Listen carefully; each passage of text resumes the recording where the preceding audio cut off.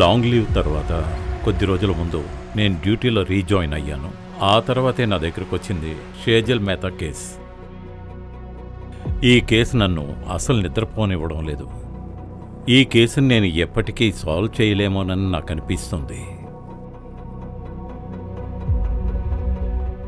ఈ అమ్మాయి గురించి నేను ఆలోచించినప్పుడల్లా ఒక విచిత్రమైన ఆలోచన నా మనసులోకి వచ్చేస్తుంది. పోలీసు వాళ్ళు చనిపోయిన విక్టిమ్స్ని ఎప్పటికీ కలవలేరు, అయినా వాళ్ళు విక్టిమ్స్ జీవితాల్లోకి ఎంటర్ అవ్వలేదు.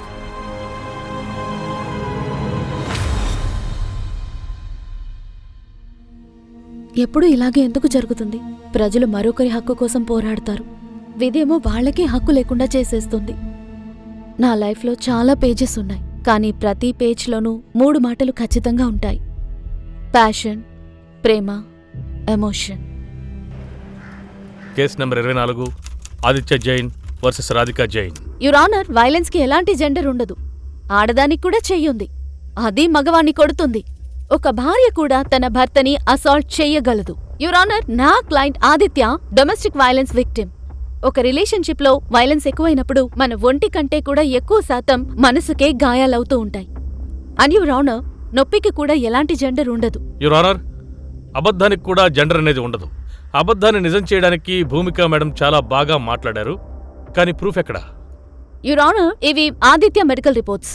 వీటిలో ఆయన పాత ఇంజరీస్ కి ప్రూఫ్స్ ఉన్నాయి. Your honour, Aditya neighbours, friends అందరూ స్టేట్మెంట్స్ ఇచ్చేశారు.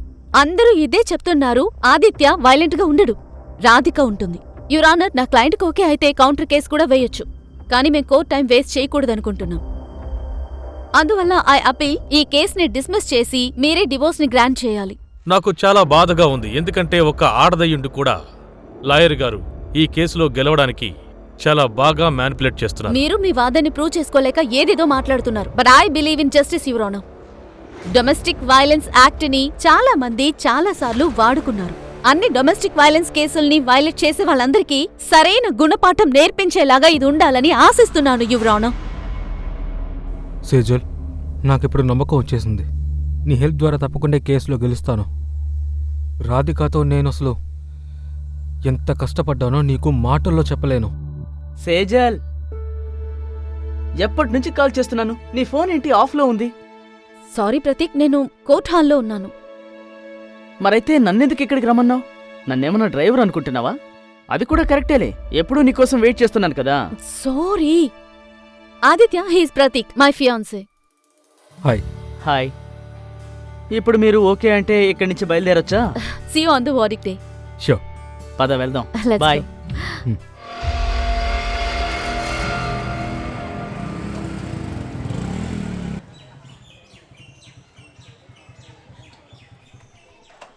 నేను నీతో చెప్పాను కదా, ఐ వాస్ నాట్ ప్రిపేర్. కానీ నువ్వు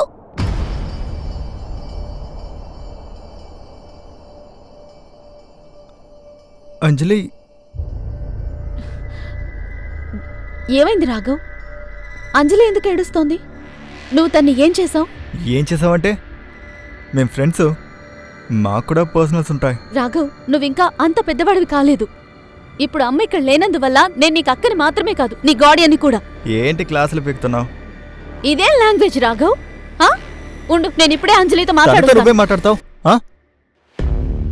ఒక్క మాట చెప్పు, నువ్వు ఎందుకు ఇంతలా భయపడుతున్నావు? నువ్వు తనతో ఏదైనా తప్పుగా చేయడానికి. అక్క, మీరు ప్రతితో కలిసి ఏమేం చేస్తున్నారని నేను ఎప్పుడైనా మిమ్మల్ని అడిగానా? నాకు కూడా పర్సనల్ లైఫ్ ఉంది, సో ప్లీజ్ డోంట్ ఇంటర్ఫియర్. విడికి రాను పొగరు ఎక్కువైపోతోంది. ఇలా చూడు, నువ్వు చిన్న విషయాన్ని భూతద్దంలో చూస్తున్నావు. ఇలా చూడు, నువ్వు తనకి అర్థమయ్యేలా చెప్తే వాడు అర్థం చేసుకుంటాడు. So just relax, okay? నేనొస్తాను. బయటున్న లోకంతో పోరాటం ఎంత కష్టమో, దానికంటే మనం ఎవరి కోసం జీవిస్తున్నామో వాళ్లతో పోరాటం చాలా కష్టం. మన వాళ్ళ దగ్గర ఓడిపోయాక బయట ఎంత గెలిచినా ఉపయోగం ఉండదు. ఆదిత్య జైన్ వర్సెస్ రాధికా జైన్. ఈ కేసులో ఫ్యాక్ట్స్, స్టేట్మెంట్స్ ఇంకా ప్రూఫ్స్ని సరిగ్గా అనలైజ్ చేసిన తర్వాత ఈ కోర్ట్ ఆదిత్య జైన్ని డొమెస్టిక్ వైలెన్స్ నుంచి రిలీజ్ చేస్తుంది.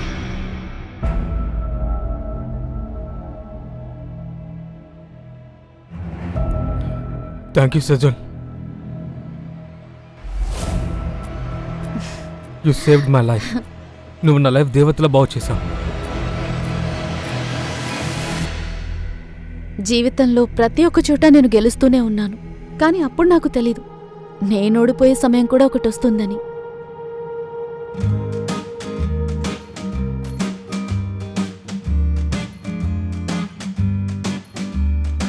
Many congratulations Sejal. నువ్వు ఈ కేసులో గెలుస్తావని నాకు బాగా తెలుసు. నీ డెడికేషన్, అలాగే సిన్సియారిటీ, బాధ్యతతో నువ్వు పనిచేస్తున్నావు. నిన్ను చూస్తుంటే నాకు చాలా గర్వంగా ఉంది. Thank you sir. మీతో నేను ఒక ఇంపార్టెంట్ విషయం గురించి ఈ రోజు మాట్లాడ ఇంకా ఏ పని లేదు. It's a celebration time. And listen guys, Sejal గెలిచిన ఆనందంలో ఈ రోజు నేను అందరికీ డిన్నర్ పార్టీ అరేంజ్ చేశాను. ఎంజాయ్. బాస్ సేజల్కి చాలా అడ్వాంటేజ్ ఇస్తున్నట్టుంది. అన్ని హై ప్రొఫైల్ కేసెస్ అన్ని తన చేతికే వెళ్తున్నాయి. మనం పేపర్ వర్క్ మాత్రమే చేస్తున్నాం.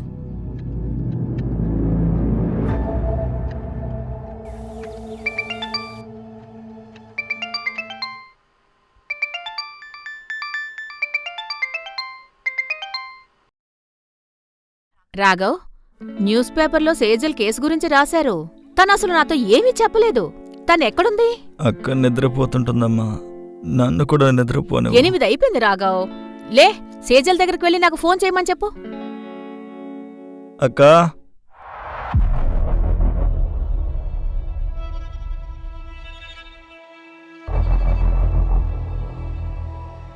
అక్క లోపల ఉన్నావా? అక్క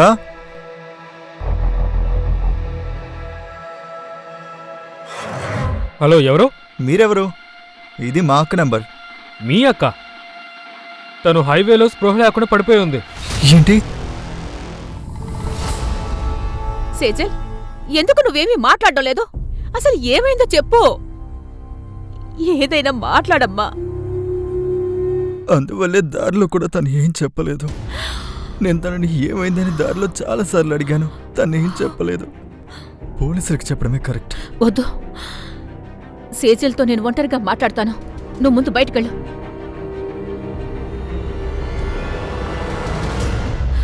సేజల్, నాతో చెప్పమ్మా, నిన్ను ఎవరైనా రేప్ చేశారా? రాఘవ్, సేజల్కి ఏం కాలేదు కదా? నువ్వు నాకు చెప్పకుండా ఏదో దాస్తున్నట్టు అనిపిస్తోంది. లేదు ప్రతీక్, అలాంటిదేం లేదు. అలాంటిదేమీ లేకపోతే తనెందుకు నా ఫోన్ తీయడం లేదు? అది అక్క నిద్రపోతుంది, నేను కాల్ చేయమంటాను. హలో.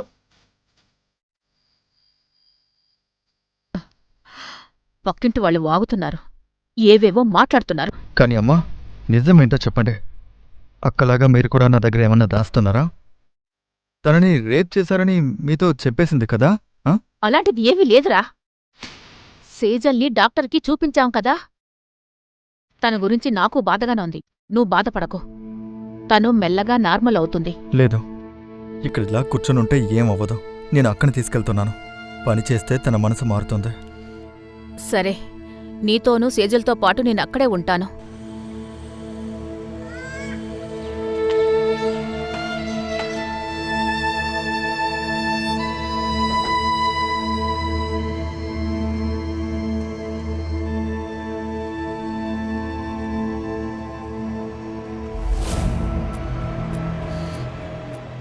ఏం చూస్తున్నావు?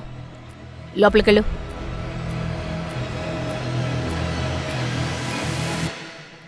ఇలా చూడు తల్లి, నీ జీవితంలో ఎప్పుడూ నువ్వు ఓటమిని ఒప్పుకోలేదు. నువ్విలా ఉండడం నేను చూడలేకపోతున్నాను. మనం ఇక్కడికి రావడానికి కారణం నువ్వు మళ్ళీ మామూలు స్థితికి వస్తావని. నా వల్ల మీరు ఎప్పుడైనా బాధపడుంటే నన్ను క్షమించండి అక్క. మీరు ముందులాగానే మారిపోండి. మీరిప్పుడు ఏం చెప్పినా సరే నేను అన్నిటినీ వింటూనే ఉంటాను. మీరు ఎన్ని తిట్టినా గానీ భరిస్తానక్క. మీరు ఏం చెప్తే అది వింటాను. మీరు ఎక్కడికి తీసుకెళ్ళమంటే అక్కడికి తీసుకెళ్తాను. ప్లీజ్ ముందులా అయిపో అక్క. You are my strength.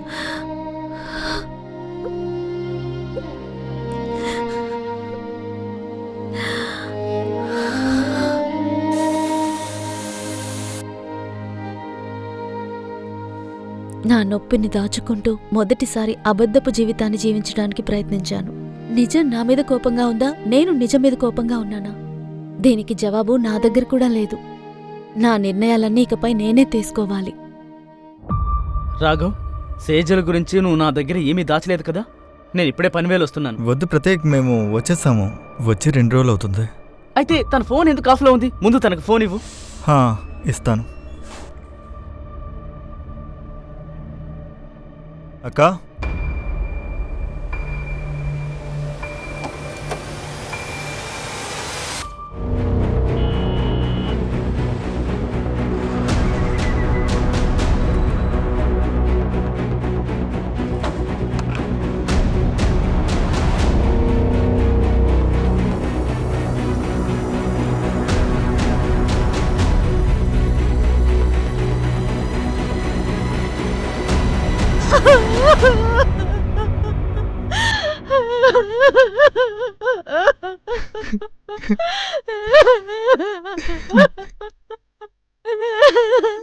నువ్వు అసలు ఎందుకు ఇలా చేశావు?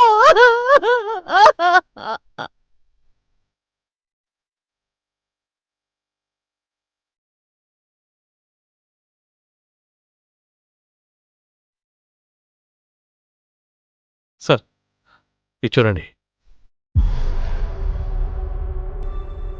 నేను ఎవరి మీద తప్పు చెప్పలేను. తప్పు నాదే. ఈ జీవితాన్ని నాకిచ్చిన దేవుడికి నేను థ్యాంక్స్ చెప్తున్నాను. లోకంలో బెస్ట్ అమ్మా నాన్నల్ని నాకిచ్చాడు, మంచి తమ్ముణ్ణిచ్చాడు. కానీ నేను చేసిన ఒకే ఒక తప్పు నన్ను వాళ్ళ నుంచి ఇంతలా దూరం చేస్తుందని నేను అనుకోలేదు. నేను చాలా పెద్ద తప్పే చేశాను. దానికి శిక్షను కూడా నేనే అనుభవిస్తున్నాను.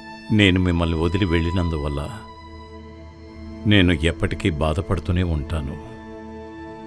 మీ సేజల్.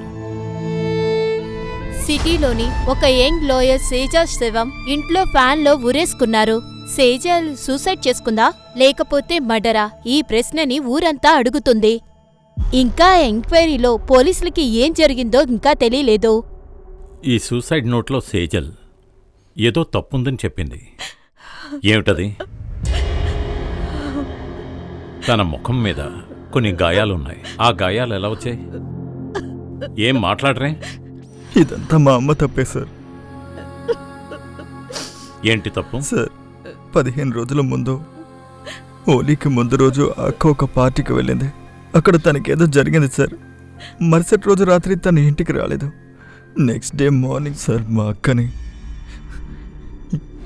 ఎవరు రేప్ చేశారనుకుంటా. రేపా? సేజల్ ఎవరి పార్టీకి వెళ్ళింది? అదే ఎక్కడికి? సరే, నేను నీతో రేపు మాట్లాడతాను. ఎందుకు? నువ్వు ఇంటికి రావట్లేదా? వస్తాను, కానీ కాస్త లేట్ అవుతుందేమో. ఒక పార్టీకి వెళ్తున్నాను. తను ఆ రోజు రాత్రి ఎక్కడుందో చెప్పింది. హోటల్ కస్తూరికి వెళ్తున్నా అని. రాత్రంతా తను రాలేదు సార్. ఇదే ఆ తప్ప? లేకుంటే మీ కూతుర్ని రేప్ చేశారని తెలిసి కూడా మీరు పోలీసులకు కంప్లైంట్ ఇవ్వలేదు. ఆ తప్పు గురించే తను ఈ లెటర్లో రాసిందా? నా కూతుర్ని రేప్ చేయలేదు సార్. డాక్టర్స్ దగ్గర తీసుకువెళ్ళి చెక్ చేయించాను. ఇలా చూడండి, సేజల్ని బాగా కొట్టి బాగా టార్చర్ చేశారు. తప్పుగా ఏమీ జరగలేదు కదా. నేనేమంటున్నానంటే రేప్ లాంటిది. దీన్ని కన్ఫర్మ్గా నేను చెప్పలేను. ఒకవేళ మీరు సేజల్ని ముందే ఇక్కడికి మీరు తీసుకొచ్చుంటే కన్ఫర్మ్గా చెప్పేదాన్ని. అవును, సేజల్ని ఎవరు కొట్టారు? అక్క ఏం చెప్పలేదు సార్. తను బాధలో ఉంది. మెల్లమెల్లగా మాతో నార్మల్ అవుతూ వస్తోంది. తను ఎలా సూసైడ్ చేసుకుంటుంది? మీరు చెప్పిన దానికి ఏంటి అర్థం? బయట నుంచి ఎవరో వచ్చి బలవంతంగా మీ కూతుర్ని ఊరేసేశారని చెప్తున్నారా? సార్, నాకేం అర్థం కావట్లేదు. నేను కాలేజ్కి వెళ్ళాను, అమ్మ షాపింగ్కి వెళ్ళింది.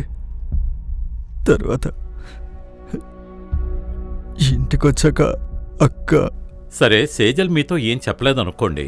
అయినా తన పరిస్థితి చూసి మీరది తెలుసుకోవాలని మీకు అనిపించలేదా? ఆ పార్టీలో తనకేమైంది, ఎవరేం చేశారో మీరు తెలుసుకోలేదా? తెలుసుకోవడానికి ప్రయత్నించాం సార్. కానీ ఒక్కటే తెలిసిందే, పార్టీ వాళ్ళ ఆఫీస్లో జరిగింది సార్. ఆఫీస్ ఎక్కడుంది? Jawahar Nagar, JP associates. సేజల్ ఆ రోజు మీకు ఎక్కడ దొరికింది? ఎంజీ రోడ్లో.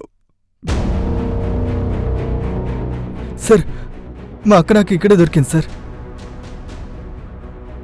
ఇక్కడ చుట్టుపక్కల సీసీటీవీ కెమెరాస్ లేవు. జాదవ్, ఇలా చూడు. ఇక్కడ చుట్టూ ఉండే వాళ్ళ దగ్గర ఎంక్వైరీ చేయి. ఎవరైనా ఏమైనా చూస్తారని తెలుసుకో.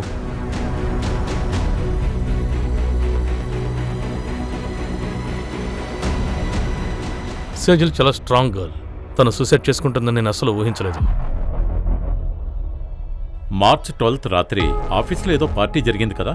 అవును, పార్టీ జరిగింది. సేజల్ కాంట్రిబ్యూషన్ కేసులో గెలిచింది. ఆ సెలబ్రేషన్ పార్టీనే. మరి ఈ సెలబ్రేషన్ హోటల్ కస్తూరిలో జరిగిందా? కస్తూరినా? లేదే, పార్టీ ఆఫీసులోనే జరిగింది. సార్, కస్తూరి హోటల్ గురించి నాకు తెలియదు సార్. ఆ రోజు పార్టీ ఇక్కడ ఆఫీస్లోనే జరిగింది. పార్టీ ఏ టైం వరకు జరిగింది? దాదాపు 9 గంటల దాకా. సేజు ఇక్కడి నుంచి వెళ్ళాక అంతా నార్మల్గానే ఉంది సార్. అయితే పాండే చెప్పు. ఏ హైవేలో అయితే సేతులు స్పృహ లేకుండా ఉండిందో అక్కడి నుంచి 7 కిలోమీటర్లో కస్తూరి ప్లేస్ అని ఒక హోటల్ ఉంది. కానీ రాఘవ్ హోటల్ కస్తూరి అని చెప్పాడు కదా. ఎనీవేస్, ఆ కస్తూరి ప్లాజా లొకేషన్ నాకు పంపించు వెంటనే.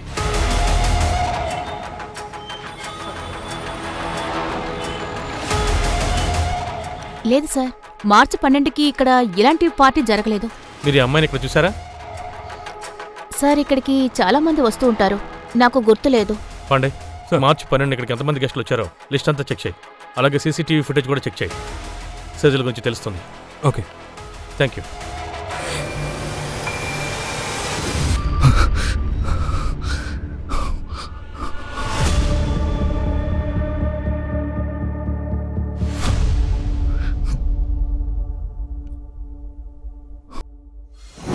రాఘవ్, ఏంటిది? నేను నా బ్యాంకింగ్ యాప్ పాస్వర్డ్ చెప్పానని నా ఫండ్స్ ని మిస్యూజ్ చేస్తావా? ఎవ్వరినడిగి నువ్వు నా అకౌంట్ నుంచి 35,000 తీసావు? నేను మీకు చెప్దామని అనుకున్నాను. అసలు అంత పెద్ద అమౌంట్ తీసే అవసరం ఏంటి నీకు? చెప్పు.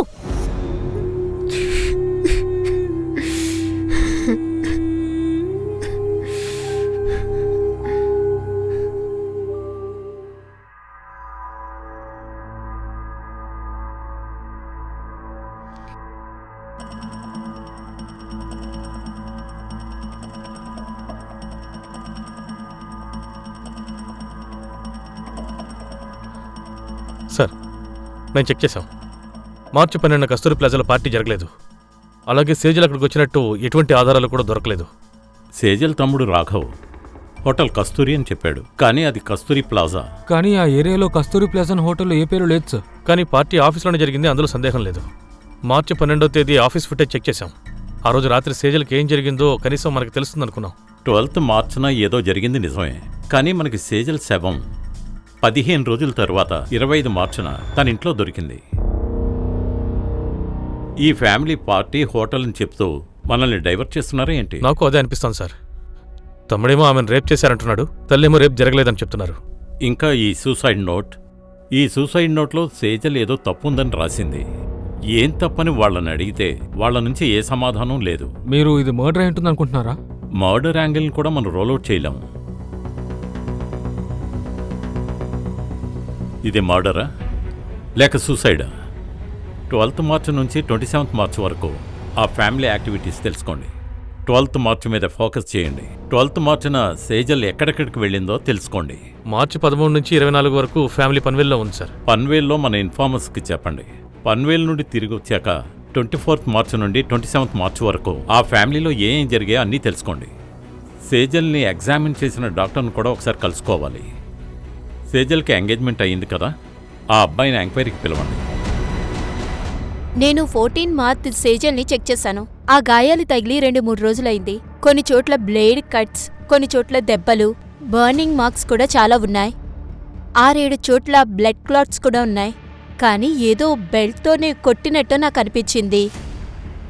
సేజల్ని రేప్ చేశారా? దీన్ని నేను ష్యూర్గా చెప్పలేను. ఇన్ఫాక్ట్ దీన్ని నేను సేజల్ అమ్మ దగ్గర కూడా చెప్పాను. సేజల్తో మీరేమన్నా మాట్లాడారా? ఇది ఎలా జరిగిందో మీదేమన్నా చెప్పిందా? నేను సేజల్ని చాలాసేపు అడిగాను, కానీ ఏం చెప్పలేదు.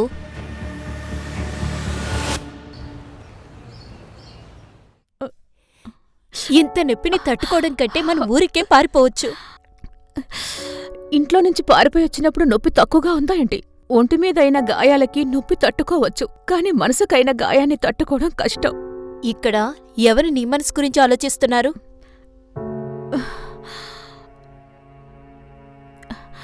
నొప్పిని కప్పిపుచ్చి మేకప్ వేసుకున్నాను. మేకప్ వేసి గాయాల్ని కూడా దాచుకున్నాను. వయసు ఉన్నంతవరకే నేను అమ్ముకుంటాను. ఇప్పుడు సంపాదిస్తేనే మనకు వయసైన తర్వాత పనికొస్తుంది. అర్థమైందా? సేజల్ ఫ్యామిలీ మీ దగ్గర తనకి ఏం జరిగిందో క్లారిటీగా ఏం చెప్పలేదు కదా? సేజల్ని ఎవరిలా చేశారు ఆ విషయంలో ఏదైనా మీకు తెలిసుండాలి కదా? తను ఎప్పుడు సంతోషంగానే కనిపిస్తుంటుంది. తనకిలా జరిగిందని ఆలోచిస్తుంటేనే నాకు చాలా చాలా బాధగా ఉంది. 12th మార్చిన సేజల్ ఆఫీస్లో ఒక పార్టీ జరిగింది. సేజల్ ఒకవేళ ఆఫీస్కి వెళ్ళుంటే మీతో చెప్పే వెళ్ళుంటుంది, మీకు తెలుసుంటుందిగా. దాని గురించి నేను తనతో ఫోన్లో కూడా మాట్లాడాను. ప్రతీక్, ఈ కేస్ని గెలిచిన సంతోషంలో బాస్ ఒక పార్టీ ఇస్తున్నారు. కానీ నాకీ సెలబ్రేషన్ అస్సలు నచ్చడం లేదు. ఏంటి, ఏమైంది? నేను చాలా పెద్ద తప్పు చేశాను. తప్ప ఏంటది? సార్, క్లియర్లీ నాకు అసలు ఏమీ తెలియదు. కానీ అక్కడ తనకేదో ఖచ్చితంగా జరుగుంటుంది. సేజల్ ఈ లా ఫామ్లో 4 ఏళ్లకు ముందు చేరింది. ఇందులో ఒక ఇంపార్టెంట్ పాయింట్ ఉంది. అదేంటంటే సేజల్ గెలిచిన అన్ని కేసుల్లో తను ఎన్ని కేసుల్లో వర్క్ చేసిందో అందులో ఆల్మోస్ట్ చాలా కేసుల్లో ముందు తన కలీగ్ కవిత దగ్గరుండేది. అంటే కవిత కేసులు సేజల్కిచ్చింది. ఎందుకంటే ముందు సేజల్ కవితని అసిస్ట్ చేసేది. సార్, ఆఫీస్ ఫుటేజ్లో మేము కవిత సేజల్ వాళ్ళ కలీగ్ వికల్ప్ని పాయింట్అవుట్ చేశాం.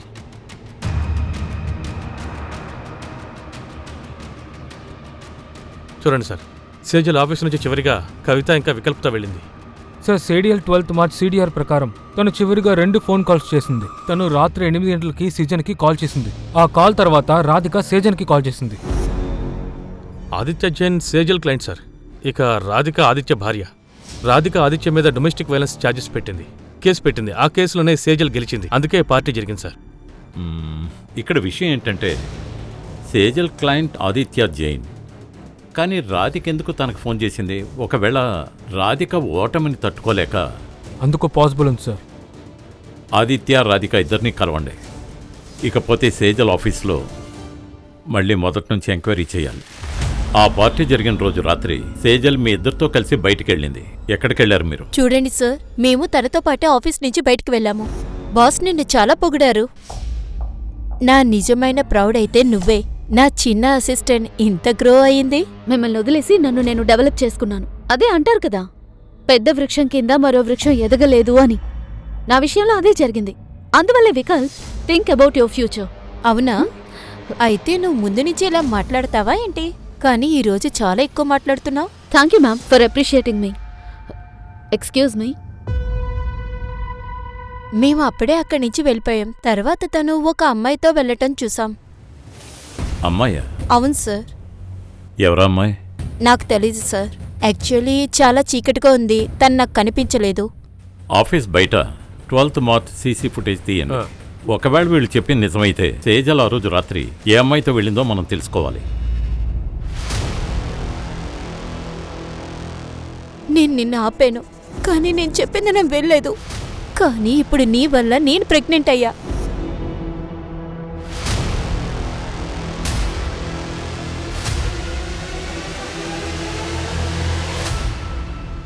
అరే, ఈరోజు ఒక్క కస్టమర్ కూడా దొరకలేదు. నాకిప్పుడు నిద్ర వస్తుంది. పద ఇంటికి వెళ్దాం. నాకొక బుకింగ్ వచ్చింది. ఇద్దరు ఓకేనా అని వాడిని అడుగు. అక్కడే బోనీ అయిపోతుంది. అరే, వీడు నాకివ్వడానికే బార్గింగ్ చేస్తుంటాడు. ఇక నీకేమిస్తాడు? వెళ్ళు, నువ్వు వెళ్ళి పడుకో. ఆదిత్య మీద కేసు ఓడిపోయారు, అది కూడా సేజల్ వల్ల. మరి మార్చి 12వ తేదీ రాత్రి మీరు సేజల్కి ఎందుకని కాల్ చేశారు? లేదు సార్, నేను తనకి కాల్ చేయలేదు. నేను తన 5-6 మిస్డ్ కాల్ చూశాను. ఆ తర్వాతే నేను తనకి కాల్ బ్యాక్ చేశాను. సరే, ఇంతకీ మీరిద్దరు ఏం మాట్లాడుకున్నారు? సేజల్ చాలా గిల్టీగా ఉంది. గిల్టా? ఏమైంది సేజల్? సారీ రాధిక, లైఫ్లో ఫస్ట్ టైం ఒక తప్పుడు వ్యక్తి కేసు నేను తీసుకున్నాను. నువ్వేమంటున్నావు? నాకు ఆదిత్యకి సంబంధించిన నిజాలన్నీ తెలిసిపోయాయి. ఐ నో, ఆదిత్య కాదు, డొమెస్టిక్ వైలెన్స్ విక్టిమ్ నువ్వేనని నాకు అర్థమైపోయింది. నేను సేజల్ చెప్పిన మాటలు విని షాక్ అయిపోయింది సార్. అది మాత్రమే కాకుండా నా కోసం ఆదిత్యతో పోరాడతానని చెప్పింది. చెప్పు సార్, ఈ ఆదిత్య ఇల్లు మూసేసింది. తను 12th మార్చ్ నుంచే మిస్సింగ్ అంట సార్. దాని తర్వాత ఫోన్ కూడా ఆఫ్లో ఉందంట. 12th మార్చిన ఆదిత్య కనిపించకుండా పోవడం, ఆదిత్య వైఫ్ రాధిక జైన్ దానివల్ల సేజల్ గిల్ట్ అయిందని చెప్పడం నాకేం అర్థం కావడం లేదు. ఆ గిల్ట్ని మనం సూసైడ్ నోట్లో ఉన్న తప్పుతో కనెక్ట్ చేయగలమా సార్? అసలు ప్రశ్న ఏంటంటే ఈ కేసులో గెలిచిన తరువాత 12th మార్చిని ఇచ్చిన పార్టీలో సేజల్ ఆ పార్టీలో ఉంది. సేజల్ ఎందుకు ఆ పార్టీకి వెళ్ళింది? రాధిక చెప్పింది మనం పూర్తిగా నమ్మలేం. మనమే క్రాస్ చెకింగ్ చేయాల్సింది. Right sir. తన హస్బెండ్ని తనే టార్చర్ చేసిందని చెప్తున్నారు. సేజల్ని రివెంజ్ తీసుకోవడానికి తనని కూడా టార్చర్ చేసింది. అయితే ఆదిత్య ఎందుకు మాయమయ్యాడు? మేబీ రాధికనే తనని ఏమైనా చేస్తుంటుంది. ఎందుకంటే తనకి తన సీక్రెట్ తెలుసు కదా. ఆదిత్య ఎందుకు మిస్ అయ్యాడు, ఎలా మిస్ అయ్యాడో మనం తెలుసుకుంటేనే అసలు విషయం బయటపడుతుంది. ఆదిత్య బ్యాక్గ్రౌండ్ చెక్ చేయండి. మనం ఈ విషయం గురించి సేజల్ బాస్తో మాట్లాడాలి. Sir comment. Sir Sejal postmortem report. Postmortem report ప్రకారం కాజ్ ఆఫ్ డెత్ స్ట్రాంగ్యులేషన్. ఎవరో గొంతు పిసికి చంపారు. బాడీ మీద గాయాలున్నాయి, కానీ పోస్ట్మార్టం రిపోర్ట్లో రేప్ కన్ఫర్మ్ అవ్వలేదు. మేబీ దానికి కారణం పోస్ట్మార్టం తను చనిపోయిన చాలా రోజుల తర్వాత జరిగింది. రేప్ జరుగుండొచ్చు, ఎందుకంటే ఆ అమ్మాయిని ఎవరో బలవంతం చేశారు. సార్ సూసైడ్ నోట్లో సేజల్ హ్యాండ్ రైటింగ్ మ్యాచ్ అవుతుంది. ఇంకా పన్వేల్ ఇన్ఫార్మర్ దగ్గర నుంచి ఇన్ఫర్మేషన్ దొరికింది. ఏంటో ఇన్ఫర్మేషన్? పన్వేల్లో సేజన్ బాబాయ్ పిన్ని ఉన్నారు. లాస్ట్ 7 ఏళ్లుగా 2 కుటుంబాల మధ్య మాటలు లేవు. యాక్చువల్లీ సేజన్ నాన్నకి ఒక షాప్ ఉండింది. సేజల్ బాబాయ్ దాన్ని తీసుకున్నాడు. శైలేంద్ర, మా ఆయన చనిపోయిన వెంటనే నువ్వు నీ పనులు మొదలుపెట్టావా? ముందు ఆయన బ్యాంక్ అకౌంట్ని ఫ్రీ చేయించావు. ఇప్పుడు ఆయన షాప్ని లాక్కున్నావు. ఇప్పుడు నా పిల్లల్ని నేను ఎలా పెంచుకోవాలి? నేనున్నాను కదా, మీ అందరినీ నేను చూసుకుంటా. ఆ షాప్ మా నాన్నది బాబాయ్. మీరక్కడ పని చేస్తున్నారు అంతే. మాకు మీరు హెల్ప్ చేస్తున్నట్టు మాట్లాడుతున్నారు. చాలా ఆపో. వదిన, తనకు అర్థమయ్యేటట్టు చెప్పండి. అన్నయ్య వెళ్ళిపోయిన తర్వాత నేను మిమ్మల్ని చూసుకోవాలి. ఇన్నేళ్లుగా మా నాన్నే మిమ్మల్ని చూసుకున్నారు. మా నాన్న పోయినంత మాత్రాన మీరు మమ్మల్ని చూసుకుంటున్నట్టు అవుతుంది. ఏమన్నావే? శైలేంద్ర, దాన్ని నోరు మూసుకొని ఉండమని చెప్పు, లేకపోతే తనని ప్రాణాలతోనే ఉంటాను మనం. అర్థమైందా? ధైర్యం ఉంటే నీ షాపును వచ్చి సొంతం చేసుకో. శైలేంద్ర మమ్మల్ని చాలా కష్టపెట్టాడు సార్. శైలేంద్ర తనని కొట్టినందువల్ల షేజల్లో చాలా పెద్ద మార్పు వచ్చింది. ఎలాంటి మార్పు? తను లా చదువుకుంటుంది సార్. ఎలాగైనా సరే మా బాబాయ్ దగ్గర నుంచి మా హక్కుని తీసుకుందాం అనుకుంది. రాత్రింపవళ్ళు పనిచేసేది, దాంతోపాటు పార్ట్ టైం జాబ్స్ కూడా చేసేది. బాబాయ్కి వ్యతిరేకంగా కేసు కూడా తనే ఆర్గ్యుమెంట్ చేసింది సార్. తను తన జీవితంలో ఒక్క పోరాటంలో గెలిచింది సార్. సమస్యని చూసి తను ఎలా భయపడిందో అర్థం కావడం లేదు. నీకేమనిపిస్తోంది? సేజల్ని ఇలా చేసింది శైలేంద్రే అనిపిస్తోందా? సార్, మీరు 7 ఏళ్ల ముందు జరిగిన విషయాన్ని అడుగుతున్నారు. దీన్ని నేను ఎప్పుడూ మర్చిపోయాను సార్. సేజల్ని రాఘవ్ని అచ్చు మా పిల్లల్లాగే చూసుకున్నామండి. మమ్మల్ని మోసం చేసింది ఆళ్లే. ఆ షాపులో మా ఆయన కూడా హక్కు ఉంది కదండి. కానీ ఆ సేజలేమో. ఇప్పుడు ఎందుకు అదంతా మాట్లాడతావు? వదిలే. అడగండి సార్. ఇంకేమన్నా అడగాలంటే మీరు అడగండి. మీరు మార్చి 12న ఎక్కడున్నారు? అది పన్వేల్లోనే. పన్వేల్లో ఎక్కడ? నా ఇంట్లోనే ఉన్నా. రాధిక చెప్పేది నిజమని నాకు అనిపించడం లేదు. రాధిక తన హస్బెండ్ ఆదిత్యని టార్చర్ పెట్టింది. అది కోర్టులో ప్రూవ్ అయింది కూడా. కేసు పూర్తయిన తర్వాత ఇలాంటి మాట వస్తే గనక దానికి పూర్తిగా బాధ్యత నాది. సేజల్ చాలా రోజులుగా అప్సెట్గా ఉందని తన ఫియాన్సీ చెప్పాడు. ఎందుకో తను అప్సెట్గా ఉందని పదే పదే అడిగాక సేజల్ ఏం చెప్పిందంటే తన వర్క్లో ఏదో తప్పు జరిగిందని. మీరు చెప్పినట్టు ఒకవేళ ఏదైనా జరుగుంటే సేజల్ ముందుగా మీతోనే చెప్పేది. ఒకవేళ తను తప్పు అని చెప్పేది రాధికా కేసులో లేదంటే అయితే తను ఏ విషయంలో అప్సెట్గా ఉండేది. అలాంటిదేం లేదు. మీరు అనవసరంగా ఇలాంటి ప్రశ్నలు అడిగి టైం వేస్ట్ చేసుకుంటున్నారు. సార్, నేను ఆదిత్య చుట్టాలతో మాట్లాడాను సార్. కానీ ఆదిత్య ఇప్పుడు ఎక్కడున్నాడని ఎవరికీ తెలియదంట సార్. ఆదిత్య మోతీనగర్లో ఉన్న కంపెనీకి మేనేజింగ్ డైరెక్టర్. అక్కడికి వెళ్ళి ఎంక్వైరీ చేయి, ఏదైనా తెలియచ్చు. సార్ ఇందులో 12th మార్చి సిజిల్ ఆఫీస్ బయట ఉన్న ఫుటేజ్ ఉంది. ఇక్కడ అమ్మాయితో బయటికి వెళ్ళడం కనిపిస్తోంది. ఎవరి అమ్మాయి?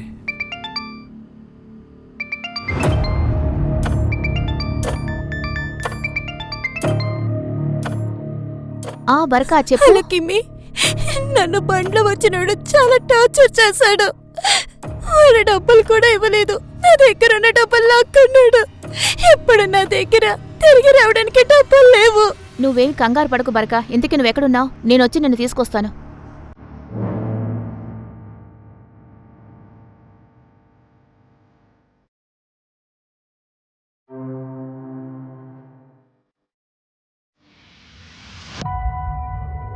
అలా చేసే ముందు ఒక్కసారి మీ అమ్మ గురించి నువ్వు ఆలోచించలేదా?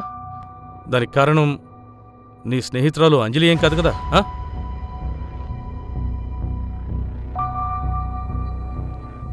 చూడు, మార్చి 12వ తేదీ రాత్రి అంజలి సేజల్ని కలవడానికి ఎందుకు వెళ్ళిందో చెప్పు. 35,000 రూపాయలు రాఘవ్, అది చిన్న అమౌంట్ ఎంత మాత్రం కాదు. అసలు అంత పెద్ద అమౌంట్తో నువ్వేం చేయగలవు? ఏమైంది? విషయం ఏంటో నిజం చెప్పు. అక్క, అంజలి ప్రెగ్నెంట్. మా దగ్గర ఇంత పెద్ద విషయం నువ్వు దాచిపెట్టావా? సార్, నేను చాలా గిల్టీగా ఉన్నా. ఒకవేళ అక్క నేను చేసిన తప్పు వల్లే. ఐఎమ్ సారీ అబ్బా.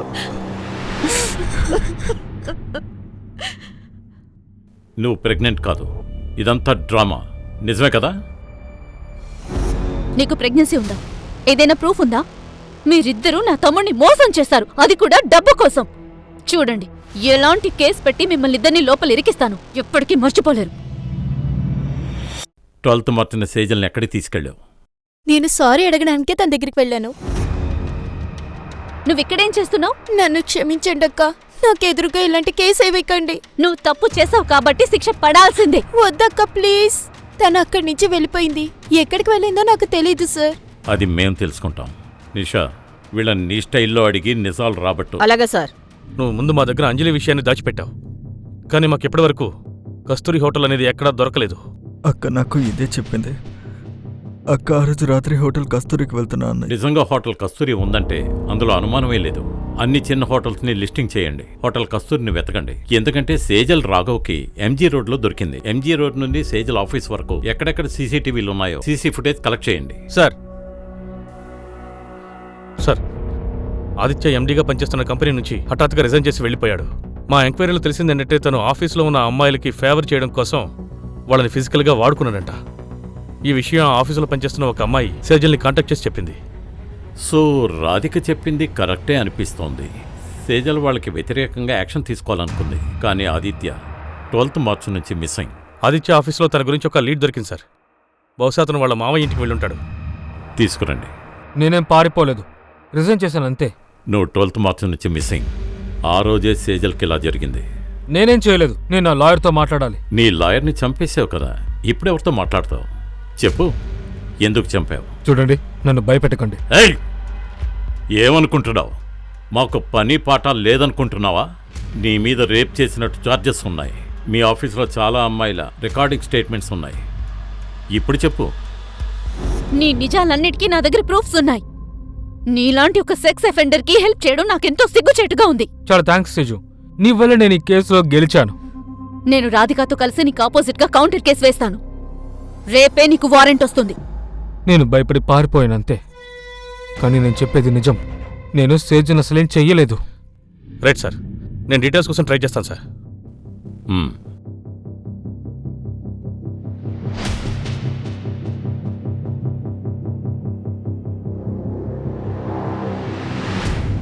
సేజల్ లెటర్లో చెప్పిన తప్పు ఆదిత్య లాంటి వాడికి సపోర్ట్ చేశాననేదే ఆ తప్పంటావా? అయితే తను 12th మార్చి నుంచి 27th మార్చి వరకు ఎందుకు సైలెంట్గా ఉండాలి? కానీ సేజల్ లాంటి లాయర్ ఇదే పెద్ద తప్పు అనుకొని ఎందుకని తన ప్రాణాన్ని తనే తీసుకుంటుంది?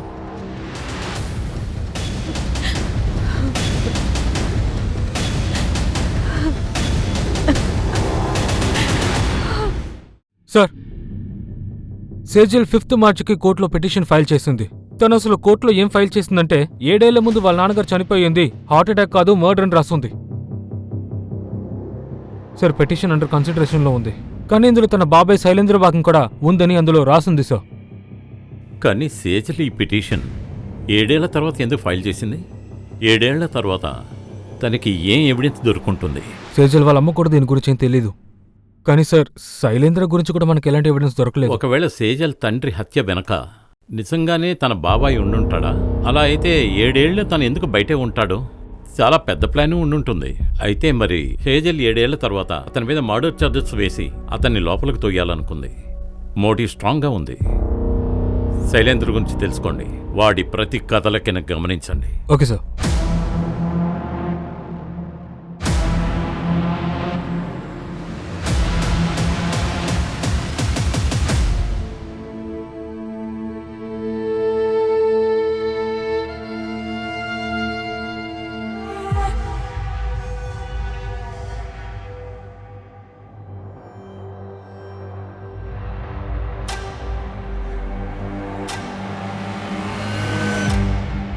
రోజు మమ్మల్ని ఎందుకు ఇలా ఏడిపిస్తున్నారు మేడం? నోరు మూసుకొని పదవే. ఎందుకు నోరు మూసుకోవాలి మేడం? మర్డర్ చేసి పారిపోయిన వాళ్ళని మీరు పట్టుకోలేకపోతున్నారు. మాలాంటి వాళ్ళ మీద మీ ప్రతాపం చూపిస్తున్నారు. ఏం మాట్లాడుతున్నావు? ఏంటా మర్డర్? నా ఫ్రెండ్ మర్డర్. 6 నెలల క్రితం మార్చి 12 మా ఫ్రెండ్ని హైవేలో మర్డర్ చేశారు. అది ఎవరు చేశారో కనిపెట్టలేదు.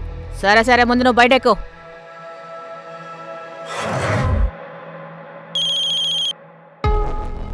చెప్పు. సార్ సోను మాట్లాడుతున్నా. మీ హైవే కేసు ఏమైంది? ఇంకా ఏం జరగలేదు, ఏం సార్ చెప్పు. విషయం ఏంటంటే నేను సుభాష్ నగర్ పోలీస్ స్టేషన్కి ఒక ఇన్ఫర్మేషన్ ఇచ్చాను. అక్కడ ప్రాస్టిట్యూట్ ఏమంటుందంటే నా ఫ్రెండ్ని 2 నెలల ముందే అక్కడ మర్డర్ చేశారంట. మర్డరా? అవును సార్. ఏంటి 12th మార్చిన ఎంజీ రోడ్లో ఇంకో మర్డర్ జరిగిందా? అవును సార్. సేజల్ కూడా 2 నెలలకు ముందు స్పృహ లేకుండా ఎంజీ రోడ్లో దొరికింది.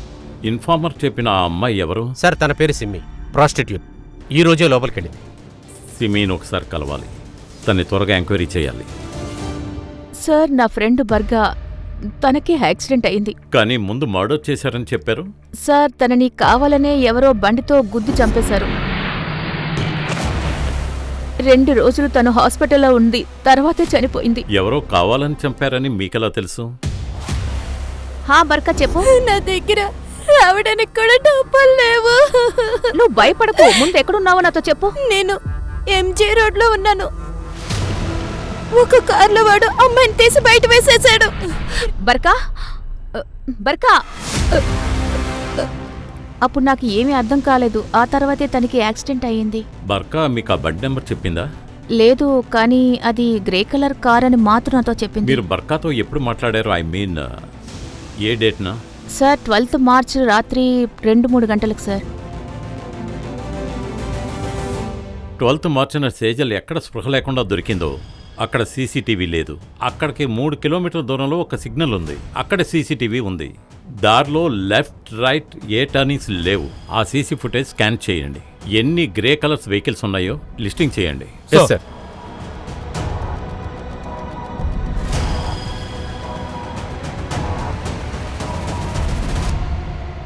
సార్, ఆ రోజు రాత్రి 2 గంటల తర్వాత ఈ 6 గ్రే కలర్స్ కార్స్ తిరిగాయి. అలాగే వీళ్ళు ఆ 6 కార్లకి 6 ఓనర్లు. వీళ్ళ డీటెయిల్స్ అన్ని తీశాను. కానీ వీళ్ళందరిలో ఈ మనీష్, ఎదురుగా హోటల్ ఉంది, హోటల్ సంతూరి. రాఘో హోటల్ కస్తూరి అన్నాడు. హోటల్ కస్తూరికి వెళ్ళింది. సంతూరి, కస్తూరి. సార్, ఒకవేళ వినడంలో పొరపాటేమో?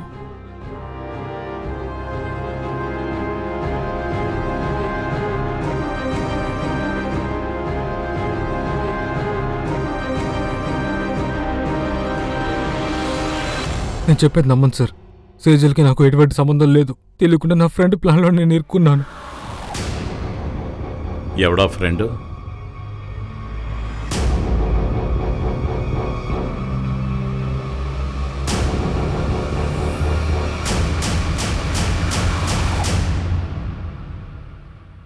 రెండు నెలలుగా నీ యాక్టింగ్ చూశాను. కానీ ఇప్పుడు నిజాలు నీ నోటి నుంచి బయటికి రప్పిస్తాను. చెప్పరా, సేజల్ ఏం తప్పు చేసింది చెప్పు.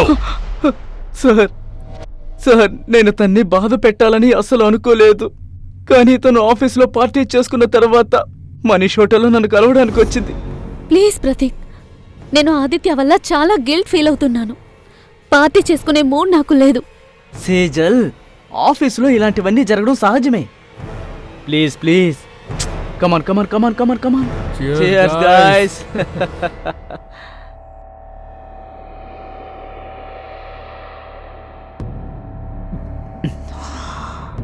సేజల్,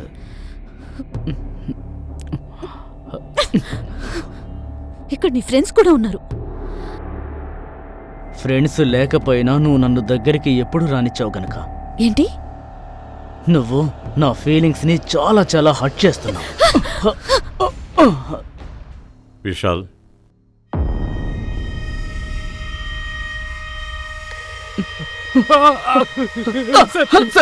కొట్టకండి సార్. సార్